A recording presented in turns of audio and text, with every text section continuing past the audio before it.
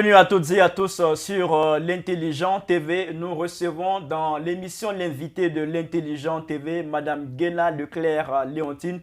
Elle est la présidente de l'ONG Accueil et Soutien aux familles délaissées et aux femmes analphabètes. Avec elle, nous allons parler de la cérémonie de remise de kits scolaires aux élèves de Tien-Oula, sous-préfecture de Guézon.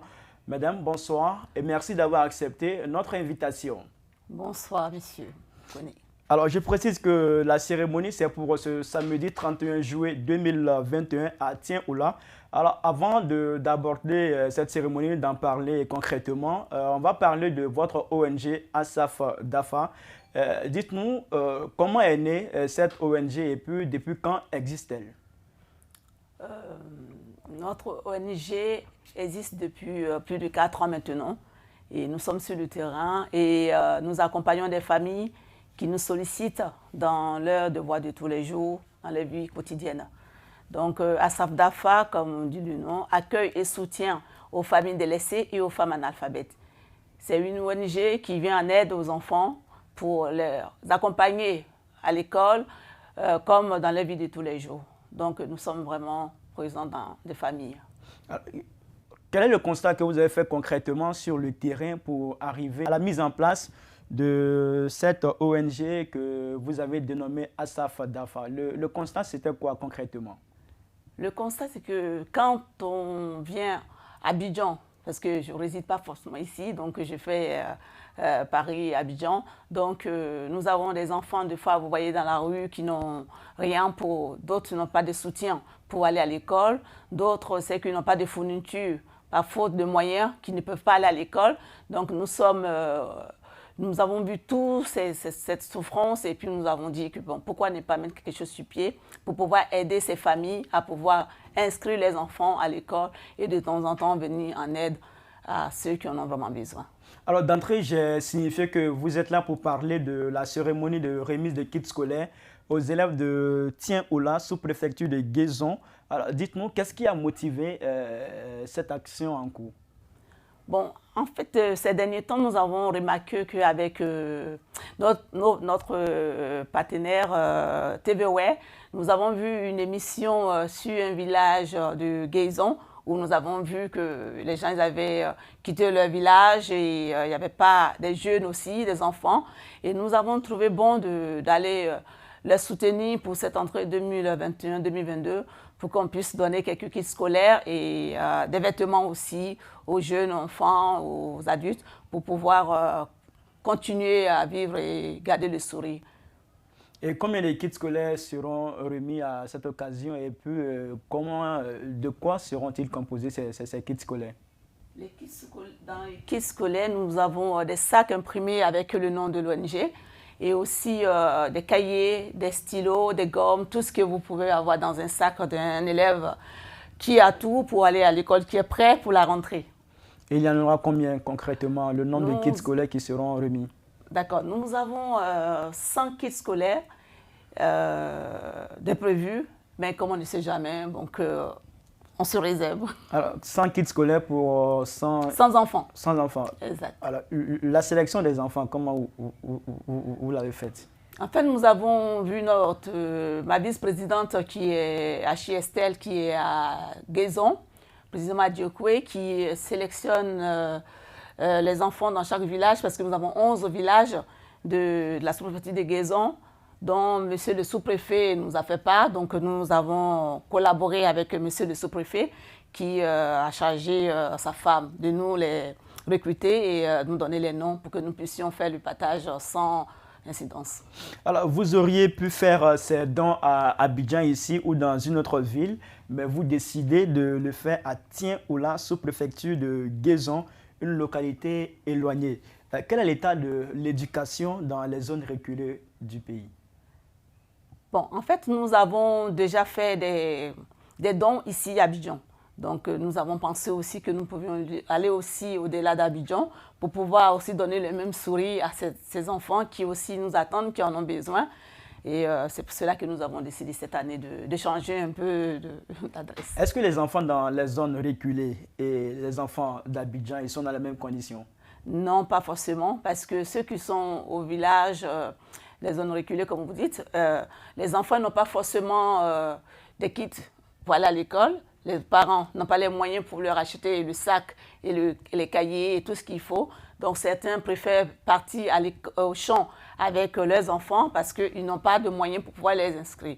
Donc, pour nous, si nous les avançons en leur donnant quelques kits scolaires déjà, à la base, je pense qu'ils vont pouvoir s'apprêter pour la rentrée scolaire. Et c'est ce qui nous motive et c'est ce qui nous encourage et nous voulons continuer comme ça. D'une façon générale, quel est votre regard sur le système éducatif en Côte d'Ivoire? Le système éducatif, pour moi, nous sommes un peu en retard.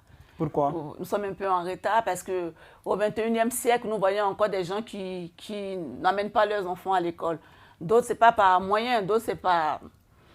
Ils n'ont pas vraiment envie, ils préfèrent que l'enfant aille au champ avec eux, aller faire des travaux au champ que de les envoyer à l'école. Et nous sommes au XXIe siècle où aujourd'hui, chaque enfant doit être instruit pour pouvoir préparer l'avenir même des parents qui les amènent au champ et aussi pouvoir s'insérer dans la société.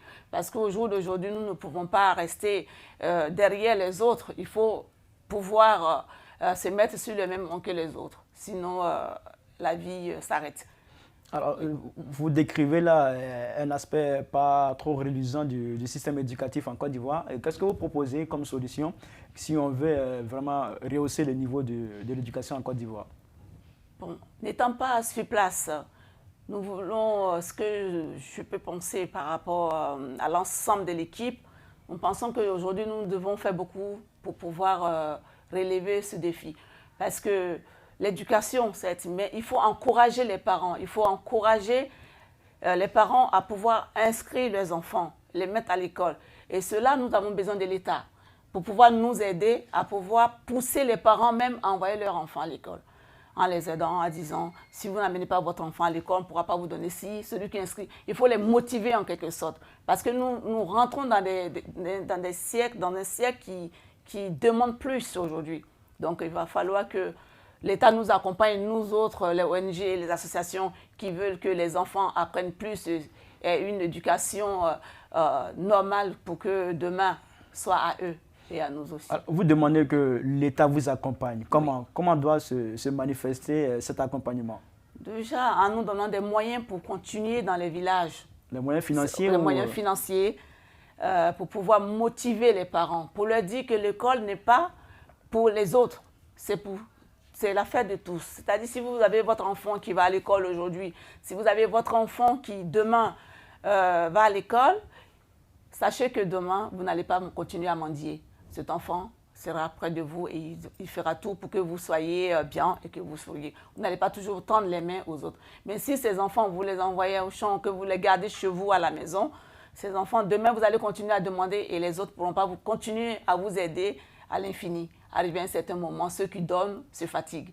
Donc, il faut pousser vos enfants à aller à l'école. Si vous n'en avez pas, continuez à demander pour que les gens vous aident à pouvoir continuer. Et nous demandons, c'est pour ça que nous faisons appel à l'État de nous aider, nous les ONG qui voudront vraiment aider ces familles, les sensibiliser pour leur dire, c'est primordial aujourd'hui, il faut envoyer vos enfants à l'école et nous sommes avec vous, nous vous encourageons et nous avons vraiment beaucoup besoin des donateurs et de tout ce qui suit pour pouvoir continuer. Alors, vous avez signifié que ce sont 100 kits scolaires qui seront remis aux élèves de Tien-Oula. Ça demande quand même un coût. Comment avez-vous fait pour rassembler les fonds requis à cet effet? Bon, à cet effet, nous avons un membre, nous sommes, je dirais, 10 personnes qui sommes dans cette association en tant que membres. Et nous avons chacun, parce qu'on travaille un peu, donc on cotise entre nous pour donner. Et là aussi, nous avons les donateurs qui veulent être anonymes, donc on ne pourra pas citer le nom. Mais nous avons notre parrain, M. Youssouf Silla, qui nous a beaucoup aidés pour que nous puissions réaliser cet événement du 31 juillet. Alors justement, en parlant de l'événement, comment va-t-il se dérouler? Bon, nous avons programmé cet événement pour 10 heures à Tien-Oula. Donc, nous avons demandé à certains artistes de venir nous accompagner. Donc, vous verrez monsieur le sous-préfet et d'autres personnalités de surprise qui seront là. Donc, il y aura des artistes, on peut avoir quelques noms? En fait, je ne connais pas franchement les noms. Tout compte fait, il y aura des artistes ce jour-là pour égayer les populations qui seront là pour cette cérémonie de remise des kits scolaires. Exactement. Et ce sont des artistes de surprise. Donc, on ne peut pas... Oui, pour garder toute la surprise, on va garder le nom. C'est bien compris. Exactement. Alors, votre ONG vient également en soutien aux femmes analphabètes. Comment se manifeste ce soutien concrètement? Quelle action posez-vous dans ce sens? D'accord. En fait, nous sommes en relation avec certaines ONG et associations qui ont des structures pour pouvoir former ces femmes ou des hommes, hein, pas parce qu'on a dit les femmes, excusez-nous les hommes si nous vous en parlons pas. Parce qu'il y a aussi des hommes analphabètes. Voilà, c'est ça. On ne vous a pas oublié, mais bon, on essaie d'être un peu, voilà, c'est ça. Mais les hommes aussi peuvent venir. Nous avons des structures qui nous aident à pouvoir former ces hommes et ces femmes qui sont analphabètes, à pouvoir apprendre. Parce qu'aujourd'hui, l'éducation, ou apprendre à savoir lire, ou à pouvoir parler le français devient primordial. Donc, tout ce que nous voulons faire, nous devons savoir écrire et parler. Donc, c'est là nous encourage, nous enfonce encore à pouvoir dire aux gens, apprenez le français, travaillez, même on a nos langues, hein, on va les garder, bien sûr. Alors aujourd'hui, il y a combien de femmes qui arrivent à lire et à écrire grâce à vos actions? Nous avons 87 femmes qui continuent parce qu'il y en a qui commencent et qui s'arrêtent parce qu'ils sont fatigués ou n'ont plus la force. D'autres, c'est pour s'occuper de leurs enfants. Mais on continue de les encourager, de venir, de continuer les cours parce que c'est notre objectif en fait. Et quel est le bilan que vous dressez de vos actions depuis la création, la mise en place de Asaf Dafa? Quel bilan faites-vous de vos actions? Nous sommes satisfaits parce que nous voyons qu'aujourd'hui, grâce à notre ONG, il y a des enfants qui arrivent à aller à l'école et nous voyons certains parents qui ont vraiment des difficultés à pouvoir continuer à éduquer ces enfants et nous les accompagnons. Et les femmes analphabètes aussi, il y en a qui se donnent beaucoup. Donc nous sommes vraiment contents de notre projet, de ce que nous avons choisi de faire. Alors ce samedi, c'est une cérémonie de remise de kits scolaires aux élèves de Tien Oula. En termes de perspective, qu'est-ce que vous pouvez nous dire concernant votre ONG Asaf Dafa? Nous voulons dire que nous n'allons pas être là seulement que pour le 31 juillet et que nous allons continuer à accompagner ces familles et ça ne sera pas la dernière fois. Donc nous sommes en cours et voilà, nous voulons qu'ils nous aident à pouvoir les accompagner aussi. Alors, pour terminer, quel message avez-vous à lancer à l'endroit des populations de la localité de Tien Oula, la localité bénéficiaire?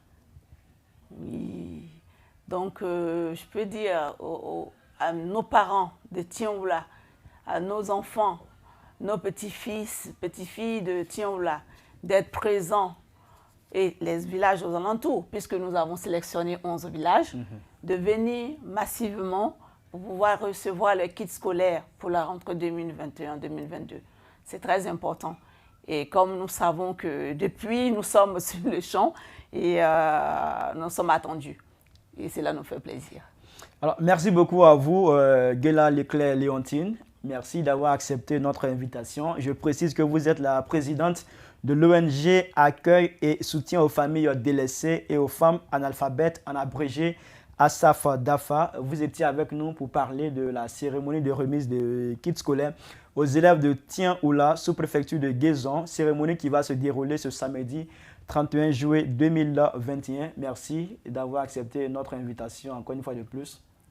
Je vous remercie, M. Kony. Merci à toutes et à tous d'avoir suivi ce numéro de l'émission L'invité de l'Intelligent TV. Nous vous souhaitons une bonne suite de nos programmes sur l'Intelligent TV. À bientôt.